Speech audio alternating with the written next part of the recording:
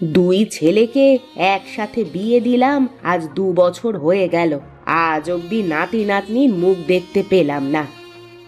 অমন করে বলছো কেন? সবে তো ওরা বিয়ে করেছে, সংসারটা আর একটু গুছিয়ে নিক। কেন? আমাদের বিয়ের 2 বছরের মাথায় তো আমাদের 2 ছেলে হয়ে গিয়েছিল। আজকালকার ছেলেমেয়েরা যে কি বোঝে! তা তুমি বৌমাদের সাথে একটু কথা বললেই তো পারো, তাহলেই বোঝা যাবে ওরা কি চায়। আমি ওদেরকে কি বলবো বলো তো? যদি না বোঝে তাহলে কি আর আমার বলাতে কাজ হবে? ওদের সংসার ওরা ওদের মতো করেই করুক। আমরা দুই বুড়ো বুড়ি ওদের সংসারে নাক না গলানোই ভালো। তুমি কেমন কথা বলছো? ও পাড়ার নগেনের ছেলে নাতিকে নিয়ে রোজ সকালে চায়ের দোকানে চা খেতে আসে, আর ওই নগেন আমাকে দেখে টিটকারি মারে। মন খারাপ করো না গো, ওপরওয়ালা আমাদের কপালে যা লিখেছেন তাই হবে। হ্যাঁ, কি আর করবার আছে, ওপরওয়ালার দিকে চেয়ে বসে থাকা ছাড়া। ভাই, অনেক কাজ করা হয়েছে, চল চল বাড়িতে চলে যাই। দাঁড়া ভাই দাঁড়া, আর একটু কাজ বাকি আছে, এটুকু সেরে একেবারে বাড়ির দিকে যাব। বড্ড ক্ষুধা পেয়েছে রে ভাই, এই ক্ষুধা নিয়ে আর কাজ করা সম্ভব না। তোর বাকি কাজ বিকেলে একসাথে করা যাবে। চল চল, দেখি বাড়িতে চল। আচ্ছা ঠিক আছে ভাই, চল তাহলে বাড়িতে যাই। বিকালে আবার আসবি তো? আসবো, এখন বাড়িতে চল।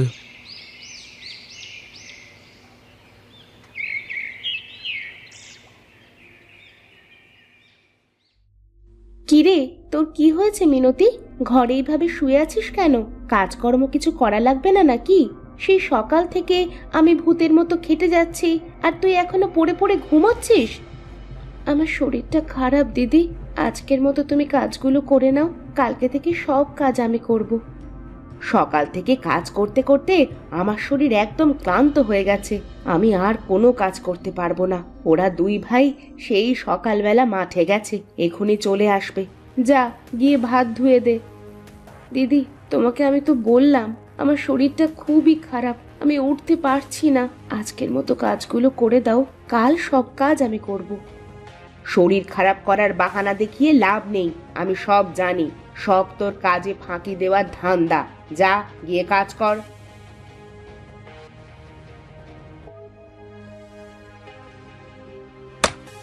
কি রে, আবার নতুন নাটক শুরু করলি নাকি?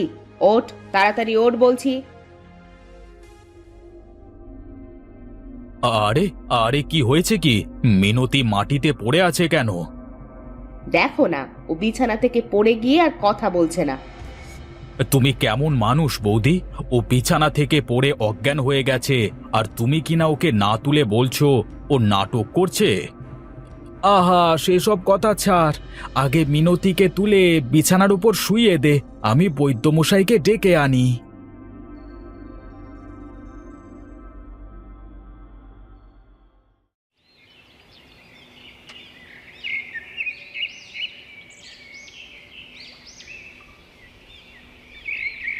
বৈদ্যমশাই, বৈদ্যমশাই, বাড়িতে আছেন?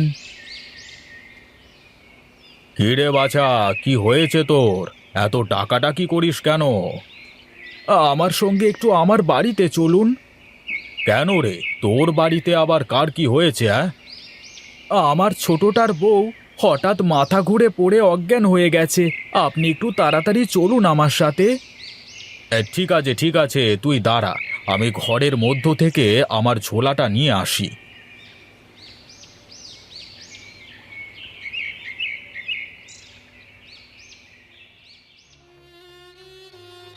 গিন্নি, ও গিন্নি, কি হয়েছে তোমার? চোখ খোলো, কথা বলো গিন্নি।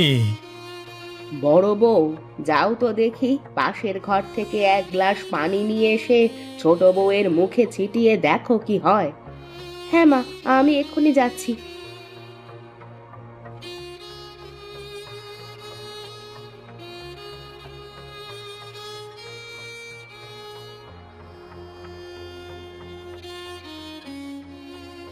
এই নিন মা পানি। এই তো মা, মিনতি চোখ খুলেছে। ওগো, তুমি ঠিক আছো তো? এখন কি একটু ভালো লাগছে তোমার?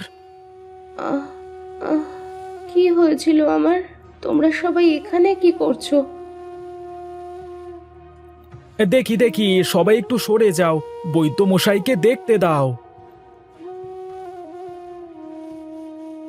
হ্যাঁ, বুঝতে পেরেছি কি হয়েছে।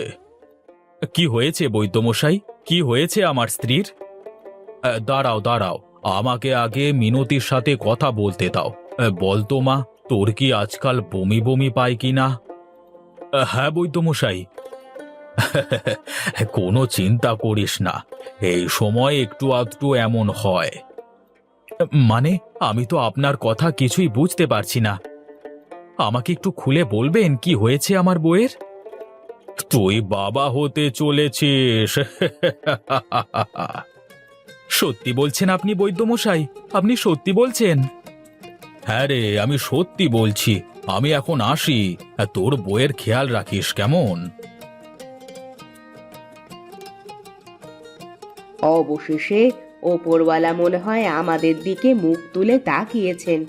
আমাদের মনের আশা এবার পূরণ হতে চলেছে।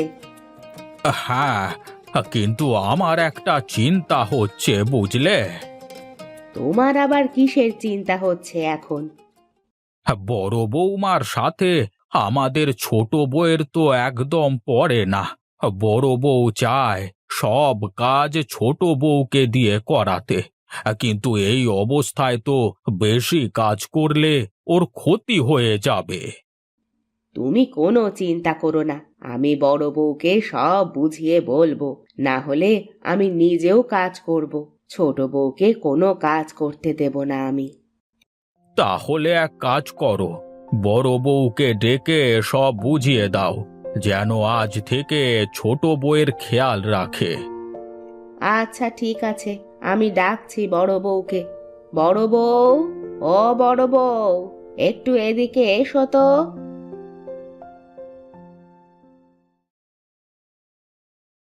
কি হয়েছে মা, আমাকে ডেকেছেন? হ্যাঁ রে মা, ডেকেছি। আয়, আমার পাশে বস। দেখ মা, তুই তো জানিস যে মিনতি অন্তঃসত্ত্বা। এই সময় ওর খেয়াল রাখা অনেক জরুরি। ও তো তোর ছোট বোনের মতো, তাই মিনতির খেয়াল রাখা এখন তোর দায়িত্ব। আচ্ছা মা, আপনি কোনো চিন্তা করবেন না। আমি আজ থেকে বাড়ির সব কাজ করব আর মিনতির খেয়াল রাখব। আচ্ছা মা, তুই এখন যা তাহলে, ঘরে গিয়ে খেয়ে দে শুয়ে পড় গিয়ে। আচ্ছা ঠিক আছে মা।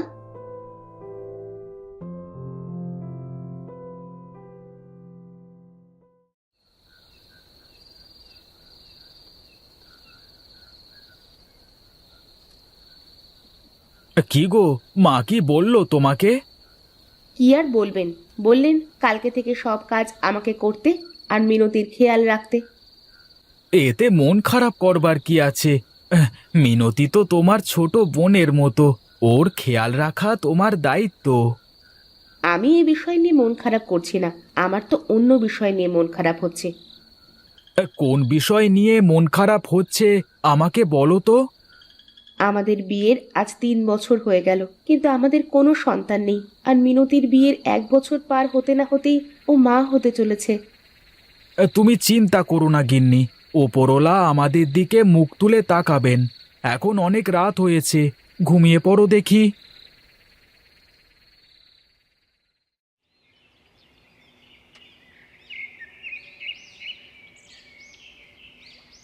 গিন্নি, আমি ঘরে গেলাম, আমার জন্য এক গ্লাস পানি নিয়ে এসো। তুমি এক কাজ করো, বারান্দায় পাটির ওপরে বসো, আমি একবার তোমাকে খাবার দিচ্ছি। আচ্ছা ঠিক আছে, তাই দাও, অনেক ক্ষুধা পেয়েছে।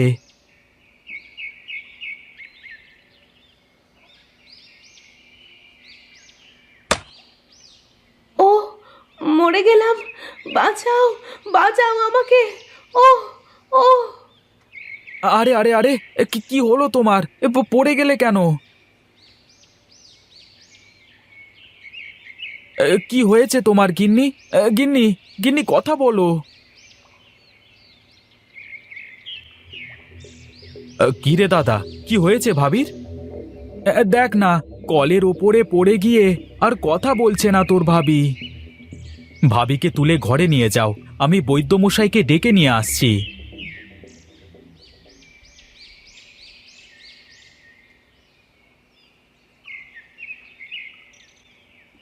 বৈদ্যমশাই, বৈদ্যমশাই, বাড়িতে আছেন?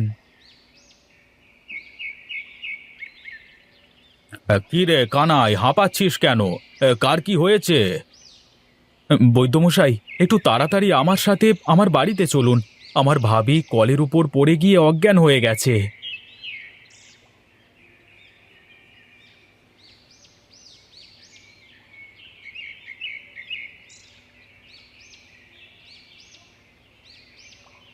দেখি দেখি, সবাই সর।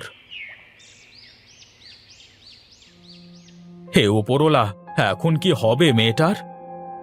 কেন? আপনি এমন কথা কেন বলছেন? কি হয়েছে আমার বউয়ের? আমার বউ কি আর বাঁচবে না? তোমার বউ বাঁচবে, কিন্তু পেটে গুরুতর আঘাত পাওয়ার কারণে তোমার বউ আর কোনো দিনও মা হতে পারবে না। এ কি বলছেন আপনি? না, এ হতে পারে না।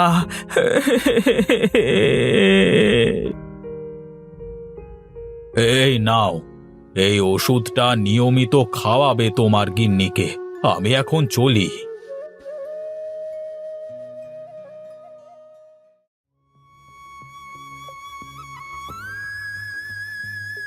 কি গো ভাবি, তুমি মন খারাপ করে বসে আছো কেন এখানে?